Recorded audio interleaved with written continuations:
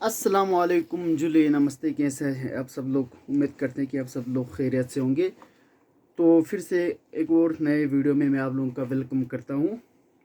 तो एक्चुअल में आज मैं एक मैगज़ीन पढ़ रहा था, कारवान उम्मीद, जिसको पब्लिश किया है, जिसको रिलीज़ किया है all India Kargil student association Delhi, यानी अक्सर दिल्ली जिसे हम शॉर्टकट फॉर्म में कहते हैं। और इसमें एक टॉपिक था मकसद तालीम। असगर अली मुस्कराहट ने लिखा हुआ एक अच्छा टॉपिक जो मैं आप लोगों के साथ इस वीडियो में शेयर करना चाहता हूँ। तो वो अपने इस टॉपिक को इमाम ज़ैनुल आबिदीन अलैहिस्सलाम के एक फरमान से शुरू करते हैं। इमाम अलैहिस्सलाम कहते हैं कि अगर लोगों को पता चल जाए कि इल्म हासिल करने के क्या फ़वाइद हैं तो खून बहाकर और दरिया के मौजों में घुस कर भी हासिल कर लेते। तो सबसे पहला मकसद तालीम क्या होना चाहिए, इसके बारे में मैं आपको बताना चाहता हूँ। तो जो तालीम का मकसद है ये सिर्फ नौकरी हासिल करना नहीं, बल्कि इसके ज़रिए समाजी हालात को बेहतर बनाना। यानी जो हमारा एम ऑफ एजुकेशन, जब आप किसी जगह तालीम हासिल करने जाते हैं तो आपका नौकरी आपका एम नहीं होना चाहिए। आपका एम ये होना चाहिए कि मैं इस तालीम को हासिल करने के बाद अपने सोसाइटी में मैं अपना कुछ योगदान दूँ, अपना कुछ मदद दूँ, या जो समाज में राय जो बुराइयाँ हैं उनको मिटाने के लिए आप उनका ख़ात्मा करने का ये आपका मकसद होना चाहिए।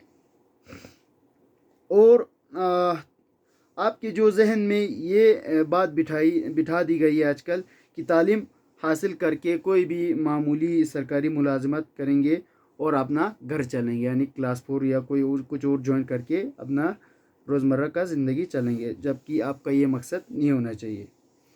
तो आपका ये मकसद नहीं होना चाहिए कि तालीम हासिल करेंगे फिर कुछ नौकरी पालेंगे, छोटा मोटा सा नौकरी, फिर शादी कर लेंगे। ये आपका मकसद नहीं होना चाहिए। बल्कि जो आपका जो तालीम हासिल करने का जो विज़न है वो ब्रॉड होना चाहिए। मतलब जो आपका फ़िक्र है, जो आपका विज़न है वो बहुत बड़ा विज़न होना चाहिए।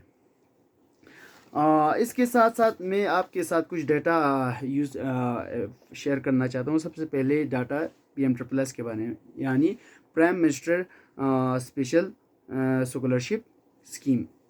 और इसके लिए जो एलिजिबिलिटी होते हैं वो जो आपके पेरेंट्स हैं उनका जो आमदनी है, यानी जो इनकम है वो 8 लाख रुपए से कम होना चाहिए, या 8 लाख से कम होना चाहिए। लेकिन ये मैं बात इसलिए कह रहा हूँ कि क्योंकि यहाँ हमारे कारगिल में जो है PM++ का जो है इस स्कॉलरशिप का मिस यूज़ हो रहे हैं। कैसे मिस यूज़ हो रहे हैं कि 90% ऑफ द स्टूडेंट जो PM++ अवेल करते हैं उनमें से उनके जो पेरेंट्स है वो या तो बाप या माँ दोनों नौकरी सरकारी करते हैं, या खाली बाप या माँ उनमें से कोई नौकरी करने वाले होते हैं। तो इससे क्या होता है, जो इसके जो PM++ के लिए जो स्टूडेंट एलिजिबल होते हैं वो अपने हक से महरूम रह जाते हैं।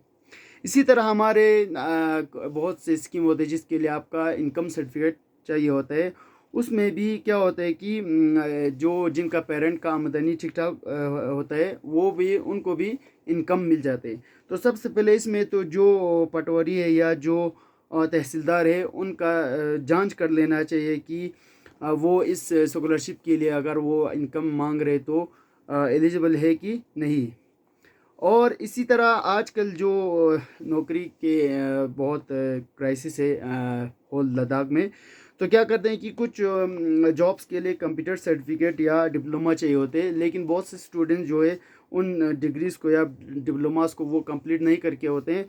तो वो एकदम से किसी प्राइवेट इंस्टीट्यूट से वो पैसा देके ख़रीद लेते हैं। तो इस तरह से अगर हम तालीम हासिल करें या अगर इस तरह से अगर हम सरकारी मुलाजिमत जो है हासिल करें तो हम कहीं नहीं पहुँचेगा। खसरत दुनिया वल आखिरत, यानी आप दुनिया में भी खसरान है, फिर तो आप आखिरत में आप घाटे में है। तो सिर्फ तालीम का मकसद जो है सिर्फ नौकरी हासिल करना नहीं, बल्कि इसके ज़रिए समाजी हालत को बेहतर बनाना और जो समाज में रहे जो बुरे अफ़ाल है उनका ख़ात्मा करना होना चाहिए। और एक पढ़े